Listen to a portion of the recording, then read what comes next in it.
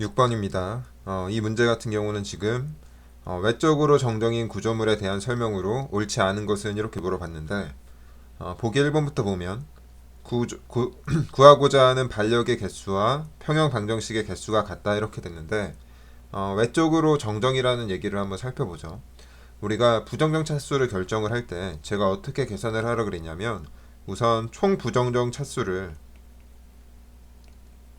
계산을 하라 그랬죠. 그래서 이거는 공식을 이용해서 계산을 한다 그랬고 b 플러스 r 플러스 n 마이너스 2j를 이용을 해서 총 부정정 차수를 결정을 한다 그랬습니다.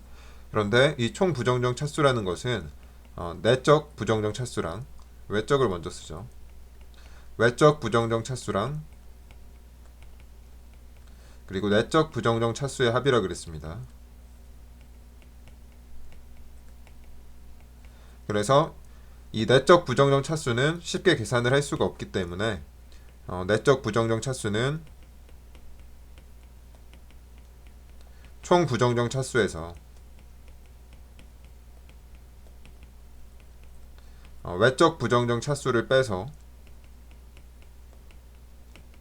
계산을 한다 그랬습니다. 그런데 이 외적 부정정 차수는 어떻게 계산을 하느냐? 이거는 지점 반력의 수에서 흰 평형 방정식 수를 뺀다 그랬죠. 그런데 여기서 흰 평형 방정식 수라는 것은 우리가 x방향 흰 평형 방정식 그리고 y방향 흰 평형 방정식 모멘트 평형 방정식 해서 총 3개라 그랬습니다. 그래서 외적 부정적 차수는 이렇게 쉽게 계산을 할 수가 있다 이렇게 했는데 1번을 보면 지금 구하고자 하는 반력의 개수와 평형 방정식의 개수가 같다면 이게 외적 부정정이라고 그랬는데 평형 방정식의 개수는 3개죠. 그러면 여기서 이제 말하는 반력의 개수가 3개가 되면 3-3 해서 외적 부정적 차수가 0이 되겠죠. 그래서 외적 정정으로 판정이 될 겁니다. 그래서 1번은 맞는 얘기고 2번이랑 4번은 좀 같이 봐야 되는데 여기 2번이랑 4번은 같이 봐야 되는데 이건 제가 어떻게 설명을 했었냐면 부정정 구조의 특징이 있다 그랬죠.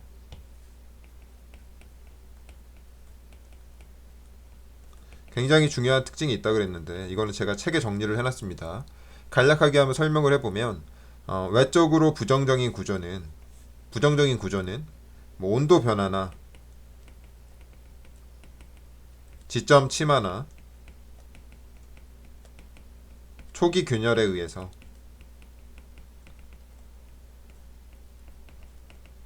반력이 발생한다고 했어요. 지점 침하, 초기 균열, 그리고 하나가 더 있죠. 제자고차가 빠졌네요. 제자고차랑 사실 초기 균열이랑 좀 비슷한 얘기인데 어쨌든 이런 것들로 인해서 구조에 반력이 발생한다고 그랬습니다.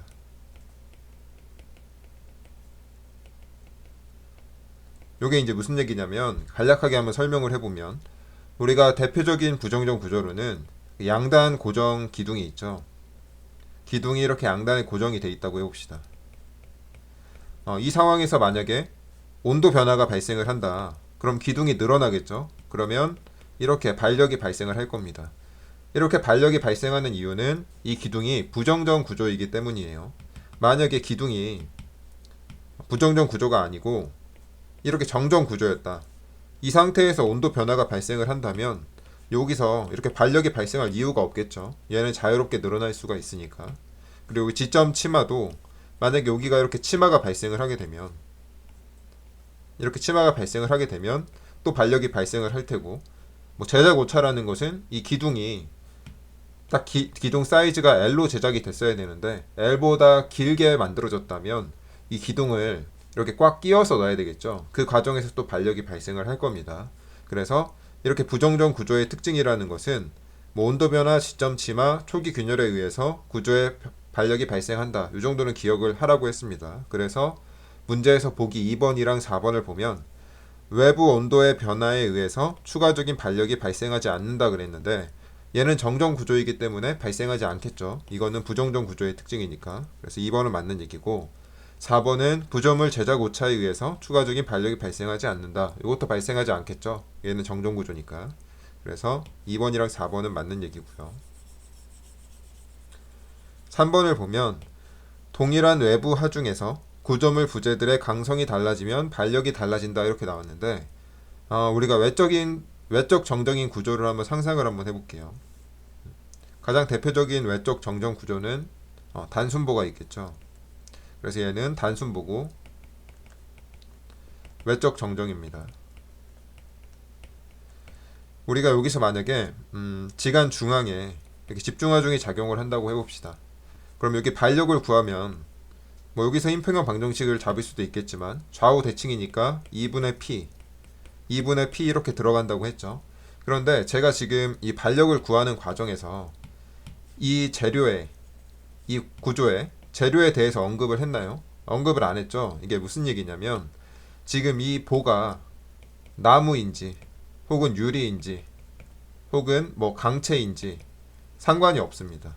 이 반력을 계산하는 과정에서는 우리가 힘평형 방정식을 이용할 뿐이지 이 구조에 가지고 있는 이 재료의 특성은 전혀 연관이 없습니다. 그래서 이걸 다시 한번 읽어보면 동일한 외부 하중에서 구조물 부재들의 강성이 달라지면 반력이 달라진다 그랬는데 얘가 나무에서 유리로 변한다고 해서 이 P가 작용을 했을 때 이 2분의 P의 반력이 변화를 하는 게 아닙니다. 아시겠죠? 그래서 3번이 틀렸습니다. 7번입니다. 지금 문제를 한번 보면 그림과 같이 무응력 상태로 요거는 그렇게 중요한 단어 아닙니다. 뭐 지금 응력이 없는 상태에서 이런 얘기죠.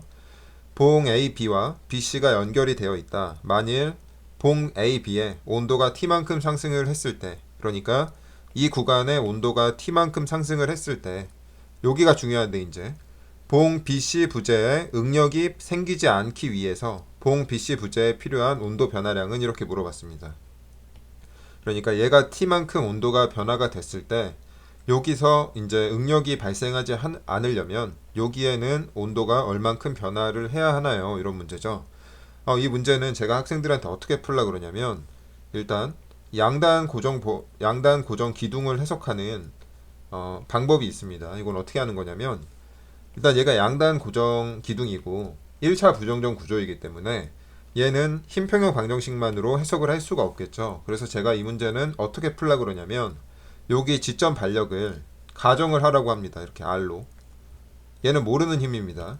이렇게 R로 가정을 하게 되면 항상 이쪽 방향으로 가정을 하셔야 돼요. 왜냐면 이렇게 가정을 할 경우에 우리가 얻을 수 있는 이점은 이렇게 우리가 자유물체도를 끊게 되면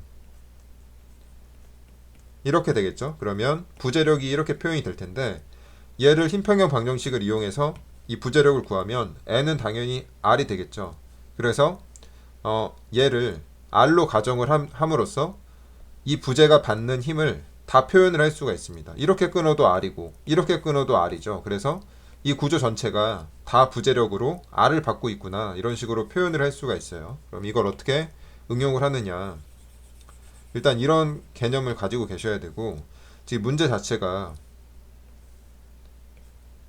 이렇게 됐죠. 그래서 여기가 A고 여기가 B고 여기가 C인데 여기 온도 변화가 T가 일어났고 여기는 델타 T가 일어난다고 이제 간주를 하는데 델타 T를 구하라는 얘기죠. 그러면은 우리가 어떻게 계산을 해야 되냐면 여기를 R로 가정을 합니다. 그러면 얘가 받는 부재력은 이렇게 끊으면 R이죠. 그리고 얘가 받는 부재력은 이렇게 끊으면 또 R입니다. R. 그러면 우리가 변이일치 방법을 이용을 할 텐데 일단 온도로 인해서 여기가 늘어난 길이를 먼저 계산을 해보죠. 여기는 알파 델타 TL 이런 식으로 계산을 할 수가 있겠죠. 그런데 여기서는 T라고 주어졌으니까 조심해야 됩니다. 온도 변화 T에 의해서 A, B가 늘어난 길이는 알파, 여기는 2알파라고 주어졌네요. 2알파 T만큼 늘어났고 A, B의 길이가 2L이죠. 그래서 이만큼 요게 지금 A, B의 온도 변화량입니다. 그리고 여기는 델타 T만큼 늘어난대요. 그쵸? 그래서 여기는 또 알파네요. 알파 델타 T 길이는 L이죠. 요거는 BC 온도 변화량. 그런데 이 온도 변화로 인해서 여기에 지점 반력이 발생을 했는데 이제 얘네가 R만큼 받으니까 이 힘들로 인해서 또 변형이 발생을 할 겁니다. 요거는 우리가 2a분의 rl이라는 식으로 또 변이를 계산을 할 수가 있죠. 그래서 여기서 발생되는 변이를 계산을 하게 되면 플러스 2a분의 r, 길이는 2l이죠. 그리고 이쪽은 2a분의 rl은 0이 돼야 됩니다. 왜냐면 어쨌든 간에 얘네가 여기서 발생한 변이는 양단이 고정되어 있기 때문에 다 더하면 0이 돼야 돼요. 요거 보고 우리가 변이 일치라고 하는데 결국 이게 0이 돼야 되는데 중요한 건 이제 뭐냐면 BC 부재에 필요한 이게 아니죠. BC 부재에 응력이 발생하지 않는다고 했습니다. BC 부재에서 발생하는 응력은 우리가 어떻게 표현을 할 수가 있냐면 얘가 지금 부재력이 R이죠. 그래서 여기서 발생하는 응력이라는 것은 A분의 얘가 받고 있는 힘 R입니다.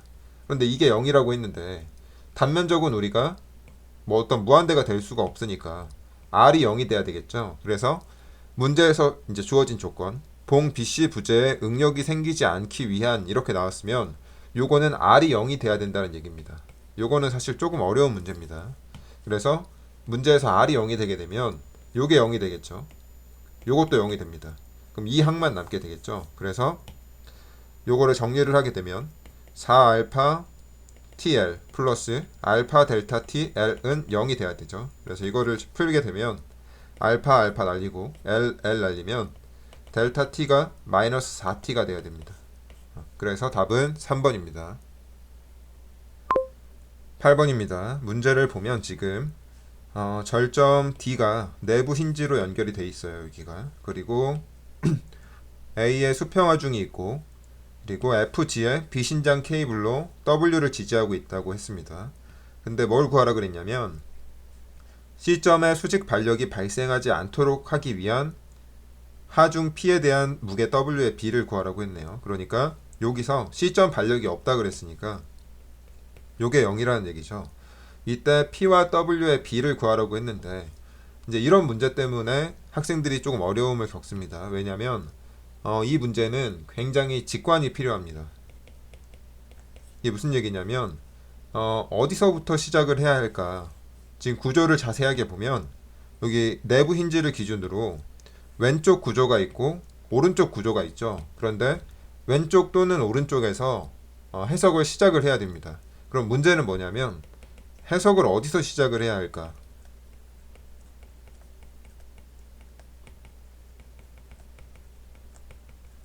요 문제가 있는데 요거는 이런 경우에는 여기서 하세요 이런 식으로 설명을 할 수가 없습니다. 이게 무슨 얘기냐면 기출을 굉장히 많이 풀다 보면 왼쪽인지 오른쪽인지 그냥 보자마자 판단이 됩니다. 지금 처음 공부하는 학생들은 이게 굉장히 받아들일 수 없을 텐데 문제를 많이 풀다 보면 그냥 왼쪽인지 오른쪽인지 알 수가 있어요. 이거를 많이 푼 학생들은 딱 보면 이거는 오른쪽부터 풀어야 되겠네라고 직관적으로 이렇게 받아들여집니다. 그래서 제가 기출을 계속 풀라고 하는 얘기고 이거는 한 10번 이상 반복을 하다 보면 다른 문제들도 이게 당연히 오른쪽인 걸 알 수가 있어요. 왜냐면 구조들이 다 비슷하게 생겼습니다. 지금은 조금 납득이 안 되더라도 이 문제는 오른쪽부터 해석을 해야 된다. 그거를 일단 이해를 하시고요. 이건 어쩔 수가 없습니다. 이건 다른 방식으로 설명을 할 수가 없고 그래서 오른쪽부터 이렇게 떼서 볼 텐데 여기에 지금 2점이 여기 있죠. 2점에 여기가 롤러고 여기서 지금 W가 당기고 있습니다. 그리고 여기가 지금 내부 힌지인데 우리가 여기서 지금 힘 평형을 만족을 해야 되겠죠. 그런데 여기가 내부 힌지니까 내부 힌지에 일단 발력을 계산을 해야 됩니다. 그러면 여기서도 힘 평형을 만족을 한다면 이 점에서 모멘트 평형 방정식을 세우면 평형이 유지가 돼야 되겠죠. 그런데 이 점에 대해서 여기 모멘트 파일 거리가 여기가 L이고 여기가 L입니다. 그러면은 여기서 평형 방정식을 잡게 되면 W가 이 점에 대해서 이렇게 돌리죠. W 곱하기 L만큼 돌립니다. 그러면 얘가 평형을 유지를 하려면 여기서도 얘가 이렇게 잡아 당겨줘야 되겠죠. 그래서 이게 내부 힌지의 발력이 됩니다. 됐죠? 내부 힌지를 지금 해석하는 방법에 대해서 제가 설명을 드리는 거예요. 그러면 얘를 왼쪽 구조에 대해서 보면 지금 왼쪽 구조는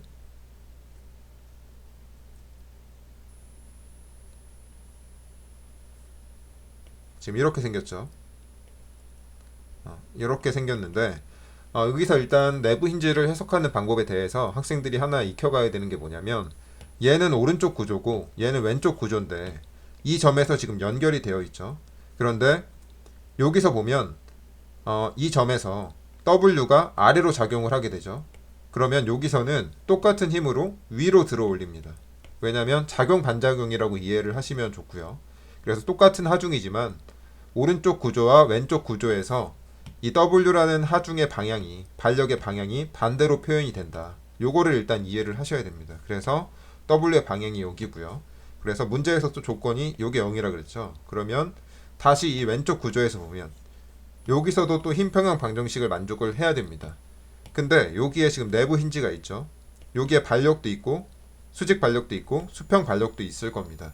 그러면 여기서 일단 우리가 힘 평형을 만족을 해야 되는데 어디서 모멘트 평형 방정식을 잡으면 쉬울까요?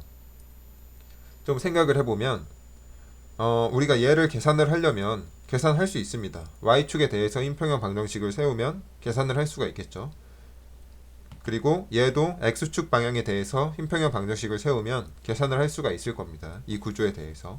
그렇지만 이 값들은 우리가 궁금하지가 않습니다. 문제에서 구하라고 하지도 않았고, 그래서 얘네들은 안 구하고 싶어요. 그러면 어디서 모멘트 평형 방정식을 잡으면 되냐면 여기서 잡게 되면 이 점에 대해서 B점에 대해서 모멘트 평형 방정식을 잡게 되면 이 수직 반력과 수평 반력은 모멘트 팔 거리가 0이 되죠. 이 점에 대해서. 그래서 얘네들은 무시할 수가 있습니다. 그래서 지금 구조가 여기서 해석을 할 텐데 B점에 대해서 모멘트 평형 방정식을 잡으면 얘네를 무시할 수 있으니까 B점을 기준으로 잡고 B점에 대해서 모멘트 평형 방정식을 잡으면 얘는 힘이 0이니까 표현이 안 되겠죠. 그리고 여기 W가 있고 W는 B점으로부터 거리가 3L이죠. 여기에서 보면 여기가 3L입니다. 이렇게. 그리고 얘는 시계 방향으로 돌리니까 마이너스가 되고 P 곱하기 이 거리가 지금 L이죠. 그래서 이게 0이 됩니다. 그래서 이거를 정리를 하면 3W는 P가 되겠죠. 그런데 지금 문제에서 구하려고 한 것은 P분의 W니까 3분의 1이 되겠네요. 그래서 답은 2번입니다. 9번입니다. 다음 설명 중 옳지 않은 것은 이렇게 나왔는데 저는 개인적으로 이런 문제를 굉장히 안 나왔으면 하는 바람이 있는데 굉장히 좋지도 않은 문제인 것 같고 응용력하게 적합하지도 않은 것 같고 그렇지만 한번 풀어보겠습니다. 1번이랑 2번 같은 경우는 이제 학생들이 가속도에 대해서 잘못된 개념을 갖고 있기 때문에 조금 어려워하는 문제입니다. 이제 수험생들한테 가속도가 뭐냐고 물어보면 이제 가장 쉽게 나오는 답변이 뭐냐면 속도가 점점 빨라지거나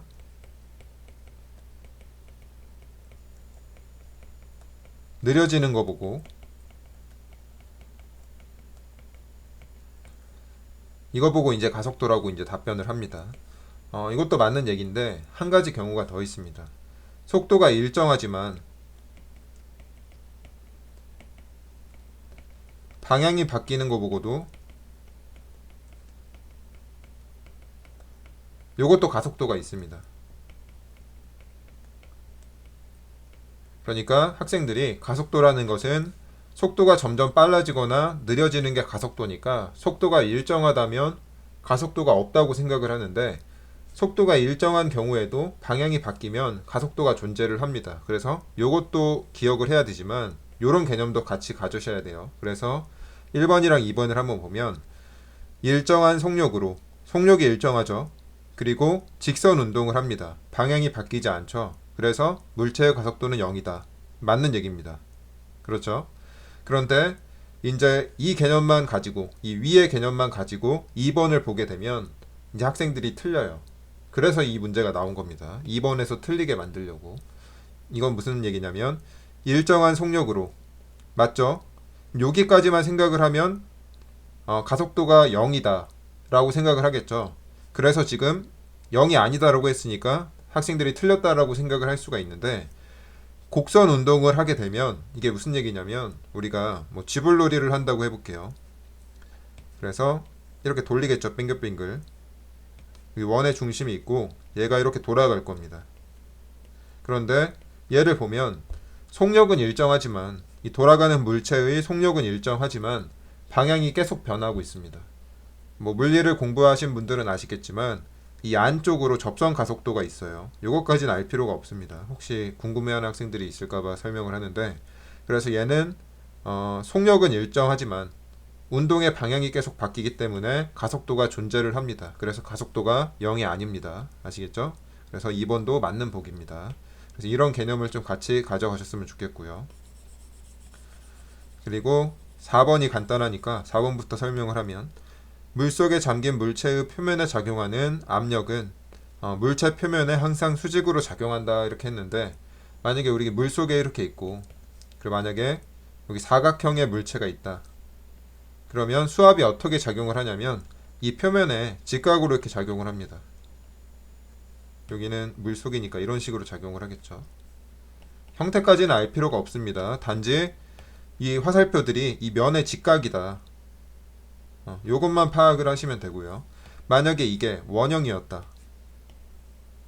원형이 이렇게 작용을 한다. 그러면 이렇게 직각으로 작용을 합니다. 이렇게. 그냥 그렇다라고만 생각을 하시면 돼요. 요거 이상으로는 응용이 될 수가 없기 때문에. 그래서 직각입니다. 그리고 이 3번이 조금 까다로웠습니다. 3번이 뭐냐면 구조물의 단면에 휜 모멘트가 작용하면 연지극력이 발생하지만, 연지극력이라는 표현은 사실 좋지가 않은데 좀 잘못 나왔네요. 수지극력이라는 게 좋습니다. 연직이랑 수직이랑은 좀 다른데 요거는 안 기억하셔도 좋아요. 혹시 학생들이 공부를 열심히 하는 학생들은 연지극력 아닌데 이게 잘못 나왔다라고 생각을 할 수가 있어서 언급을 했는데, 어쨌든 간에 엄밀히 말하면 수지극력이 맞습니다. 전단응력은 발생하지 않는다 이렇게 나왔는데 이게 무슨 얘기냐면, 상당히 어려운 보기인데, 우리가 이렇게 힘을 받게 되면 단면에 응력이 어떻게 발생을 한다 그랬냐면, 좀 확대를 해볼게요. 여기를 이런 식으로 응력이 발생을 한다고 했어요. 그래서 얘네들의 응력의 크기는 마이너스 i분의 my 이렇게 작용을 한다고 했습니다. 그래서 여기가 지금 중립축인데 여기 점을 한번 보죠. 여기 A점이 여기 있겠죠. 여기 어디 있을 겁니다. A점이 여기 있을 거예요. 여기. 그러면 A점을 딱 떼서 보면, 미소 요소를 딱 떼서 보면 응력이 이렇게 작용을 하겠죠. 그러면 문제에서 얘가 하는 얘기는 뭐냐면, 여기서 연직 응력만 작용을 하고 전단 응력은 없지 않느냐 이렇게 나왔는데, 요거는 아마 이런 의도에서 나온 것 같아요. 이게 무슨 얘기냐면, 이렇게 미소 요소가 있으면 이 축에 대해서는 당연히 수직 응력밖에 없겠죠. 그렇지만 얘를 바라보는 시점을 다르게 하면, 이게 무슨 얘기냐면, 여기는 지금 XY축이죠. 그렇지만 우리가 X'축에 대해서 얘를 바라본다면 똑같은 점이지만 X', Y''에 대해서 바라본다면 얘는 지금 시그마 X죠. 그렇지만 똑같은 점이지만 여기서 시그마 X'이 있고 시그마 Y''이 작용을 하게 됩니다. 우리가 바라보는 시점을 조금 변경을 하게 되면. 그래서 얘가 존재를 하게 돼요. 얘는 어떻게 계산을 한다 그랬냐면, 제가 이거는 책에 정리를 했는데 한번 읽어보세요. 얘는 공식을 이용해서 계산을 할 수가 있다 그랬죠. 요거는 지금 설명을 안 하고 꼭 암기를 하라고 했습니다. 그래서 발생하지 않는다고 했지만 발생합니다. 그래서 3번이 틀렸습니다. 10번입니다. 지금 그림과 같이 트러스에 시점에 하중이 작용을 하는데 A, B의 부재가 받는 힘은 이렇게 나왔는데, 엄밀히 말하면 이 문제는 출제 오류라고 할 수가 있습니다. 왜냐면 얘의 지금 부정적 차수를 한번 보면 B가 어떻게 되냐면 하나, 둘, 셋, 넷, 다섯, 6개죠. 그리고 R은 여기 힌지, 여기 롤러니까 3개입니다. 그리고 얘는 트러스니까 강절점이 없고, 이제 조인트 수는 지금 하나, 둘, 셋, 넷, 5개죠. 그래서 B 플러스 R 플러스 N-2J를 하게 되면 B가 지금 6이고 R이 3이고 N은 0이고 마이너스 2 곱하기 5에서 마이너스 1이 나오게 됩니다. 그래서 얘는 불안정 구조로 판정이 되게 되죠. 그래서 지금 불안정 구조이기 때문에 뭐 부재의 힘을 받는 것 자체가 뭐 어렵죠 지금. 왜냐면 이 문제가 지금 좀 잘못 나온 게 여기 이 점이 롤러가 아니라 힌지로 나왔어야 돼요. 그래야지 얘가 구조로서 외력에 저항을 할 수가 있습니다. 그래서 사실 이거는 출제 오류인데 너무 오래된 문제이기 때문에 요거를 뭐 어떻게 시비를 걸 수는 없고요. 그냥 학생들이 일단 요게 불안정 구조로 판정이 된다는 사실은 기억을 하셨으면 좋겠어요. 요게 힌지였으면 반력이 하나가 늘어나서 얘가 늘어나니까 0이 되면서 안정 구조가 되고, 그러면 이제 그 다음에 부재력을 판정을 할 수가 있었겠죠. 그렇지만 이 문제는 엄밀히 틀렸었다. 그렇지만 뭐 요거를 수험생들이 이제 수험장에서 판단을 하진 않았을 것 같고요. 그래서 한번 그냥 정정이라는 가정하에 우리가 한번 구해보면, 문제에서 구하라고 한 게 AB의 부재가 받는 힘을 구하라고 했죠. 그래서 트러스의 부재력을 구하는 방법은 절전법이 있고 그리고 단면법이 있습니다. 그래서 절전법부터 먼저 한번 해보죠. 절전법은 제가 설명할 게 있으니까 단면법부터 먼저 하겠습니다. 단면법은 적당하게 잘라야 되는데 이게 어렵죠. 적당하게 자른다라는 게 이게 말이 쉽지만 수험생들한테는 굉장히 어렵습니다. 요거는 기출을 계속 반복을 하다 보면 직관이 생깁니다. 적당하다 요런 게 이제 직관이 생길 때까지 반복을 하셔야 되는 거예요. 그렇기 때문에 응용력학이 이런 부분에서 어렵습니다. 이론이 어려운 게 아니고 이런 직관을 가져야 되기 때문에 어려운 거예요. 그래서 여기서 적당히 자른다는 얘기는 어떻게 잘라야 된다는 얘기냐면 이렇게 자름을 의미를 합니다. 그래서 요거를 표현을 하게 되면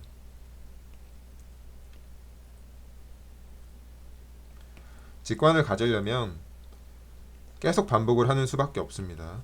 이론 강의를 듣는 게 아니고 문제를 계속 푸셔야 돼요. 그래야 직관력이 생깁니다. 여기가 DE, F, DA 이렇게 됐죠. 그래서 지금 단면법을 하고 있는데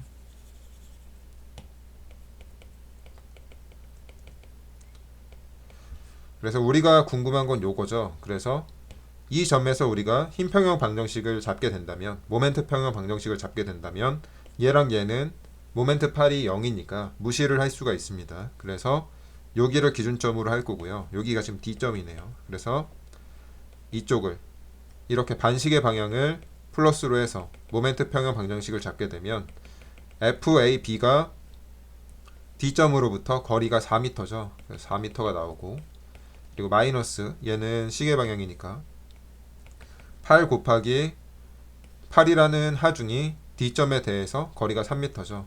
그래서 이게 0이니까 이렇게 돼서 FAB는 6kN이 나옵니다. 그래서 답은 4번인데 이렇게 단면법으로 구하면 쉽죠. 그렇지만 우리가 공부를 할 때는 절전법도 공부를 해야 됩니다. 그래서 절전법으로 한번 풀어보면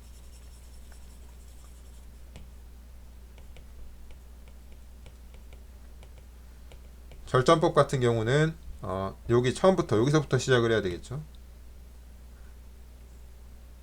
조금 크게 그릴게요.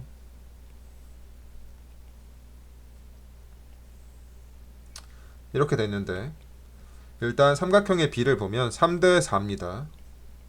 여기가 3대 4대 5가 되겠죠. 그래서 여기서부터 우리가 절점의 힘평형을 잡아 볼 텐데 트러스는 충격밖에 받지 못하기 때문에 이 8이라는 수직 반력을 이 부재는 부담을 할 수가 없습니다. 그렇다면 이 8이라는 힘을 얘가 다 부담을 해야 된다는 얘긴데, 그럼 여기서 힘평형을 만족을 하려면 얘가 8이 아래로 내리니까 얘는 위로 들어 올려야 되겠죠. 그리고 이 부재의 수직 분력은 당연히 8이 돼야 될 겁니다. 됐죠? 그리고 얘가 8이 결정이 되면 이 삼각형의 비를 이용을 해서 이 8에 대응되는 부분이 이 4가 되겠죠. 수직이니까. 그러면 얘가 8인데 얘가 4죠. 그럼 얘가 3이면 얘는 6이 될 겁니다. 비를 이용을 해서 4대 3이니까. 그리고 이 경사 부재는 10이 되겠죠. 정확히 얘가 딱 2배가 되는 겁니다. 2배. 됐죠? 그래서 또 이 점에서 보면 이 부재가 오른쪽으로 6만큼 밀고 있죠. 그러면 이 부재가 왼쪽으로 6만큼 당겨야 된다는 얘기입니다. 됐죠?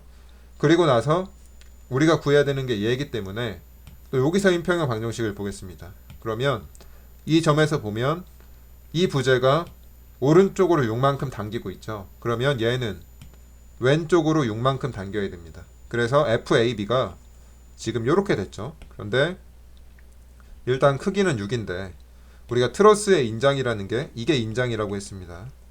그래서 지금 트러스 AB가 6인장이다. 그래서 답은 4번입니다. 그런데 제가 학생들한테 이런 문제를 풀 때 누누이 강조를 하는 게 있는데 이렇게 단면법이랑 절전법으로 답을 내는 게 중요한 게 아닙니다. 이런 문제는 어떤 게 중요하냐면 이런 문제가 출제가 되면 이 그림을 가지고 모든 부재의 부재력을 다 빠르게 구할 줄 아셔야 돼요. 한 30초 이내에 제가 이제 말하는 게 뭐냐면 여기 있는 부재력들을 다 계산을 하셔야 됩니다. 30초 안에. 그래야만 합격권에 도달을 할 수가 있어요. 어떻게 하는 거냐면 어느 정도로 이게 돼야 되냐면 시점에서 힘평형을 만족을 해야 되죠. 그래서 얘가 지금 3, 4, 5인데 이렇게 봐서 얘가 위로 올린다. 8, 6, 10, 6, 6. 얘는 0부재죠. 요 정도까지 판정이 되셔야 돼요. 얘가 0부재로 판정이 되면 이 점에서 보면 직선 부재에 하나가 연결이 되어 있기 때문에 얘도 0부재입니다. 그러면 얘는 화살표가 짝이 맞아야 되니까 얘가 이쪽으로 밀었죠. 그럼 얘는 이쪽으로 눌러야 되겠죠. D점에서 또 힘이 평형이 만족을 해야 되니까 이렇게 10이 돼야 됩니다. 지금 제가 하는 말이 이해가 안 되는 학생들은 제가 유튜브에 또 0부재 판정하는 방법에 대해서 설명한 영상이 있으니까 그걸 보고 지금 제가 방금 한 이 과정을 적어도 30초 이내에 할 수 있게끔 계속 반복을 해보세요. 이런 그림이 나오면 항상 절전법, 단면법으로 구한 다음에 제가 지금 하는 이 과정을 연습을 하셔야지만 합격권에 도달을 할 수가 있습니다.